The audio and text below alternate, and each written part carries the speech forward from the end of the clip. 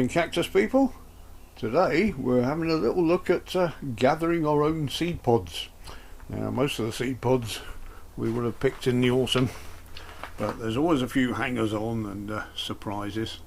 So we start here with this Mammillaria Gemini Spina, which you probably saw a few weeks ago had one seed pod on it, and now it's sprung up three. So this is the one that Just Fade sent to us kindly last year, and I don't think I've ever seen this flower, but this is the second lot of seed pods it's had. So by the looks of it, these flowers happened a few years back, because if it was last year's they'd be up here. So that's good, some nice fat ones there.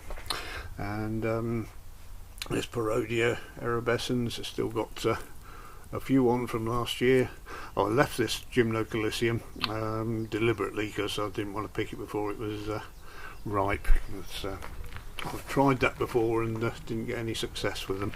Now, those are all obvious ones. Excuse me. With the Mammillaria machudae, they're not quite so obvious. I pulled one of these out yesterday.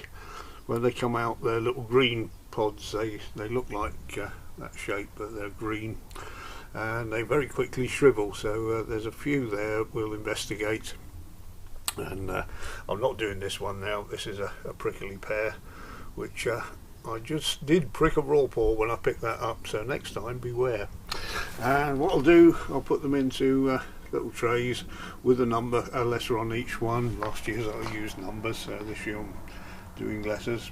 And as always, write them down in the book, so you got the corresponding letter or number to see which ones you got, because if you don't do it straight away you will forget. You'll think, oh, I'll remember that, but you won't. You'll forget. You'll think, oh god, which one was this? I've just gathered these from the shop tunnel. These are the Boccasanas that didn't have any seed pods on a few months ago. They've all sprung up. As I said, they come from flowers that flowered the previous year. You don't see them when the flowers have just died back, and then all of a sudden they spring up, and you can see there's a few on these that are drying out. The mice love these, so I'm quite surprised these are still in the tunnel. So I think the cat's doing a good job there.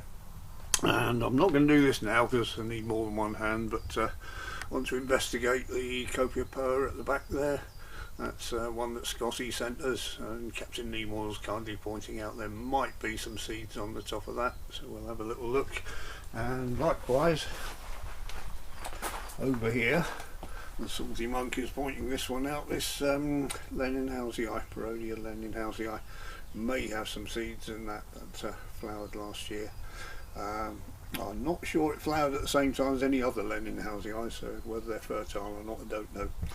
But anyway, obviously I can't sort them out single-handed, one-handed rather, so we'll come back to this bit.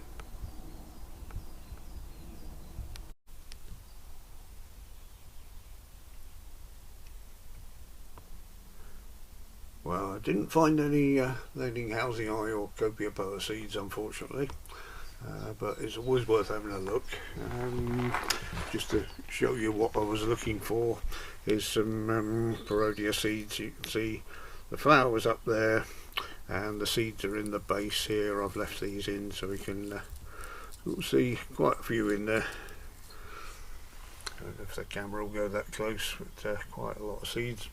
And I opened up the prickly pears just so you can see the seeds inside. I'm not doing anything with this because I've got enough plants, and they're usually grown from pads and not from seed.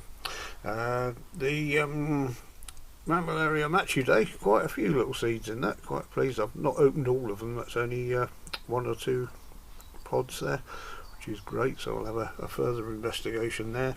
And the Boccasana seeds, I've left a few on there so you can see how small they are. There's lots in there, but they're all covered in a sticky juice, which you'll have to separate that out. It's alright to sew it with the sticky juice around there, it's just it all sticks to your fingers while you're doing it. And this ant in here, I just thought I'd show you that. The ants are onto anything they think might be food straight away, and they're investigating here at the moment. I thought I'd leave him in there just to catch him on camera again. What they did last year was before I knew it, they'd had an entire seed pod off of these Echinopsis. It split at the back, and when I looked at it, they'd emptied it out completely. And I don't know where they took the seeds. They must have eaten them, because we've not had random Echinopsis come up all over the place. So there we go. I shall smarten these up a bit more before sowing. Get all the detritus off to avoid mould in the seed trays. But we shall be doing a seed sowing video very shortly. So thank you very much for joining us on this one.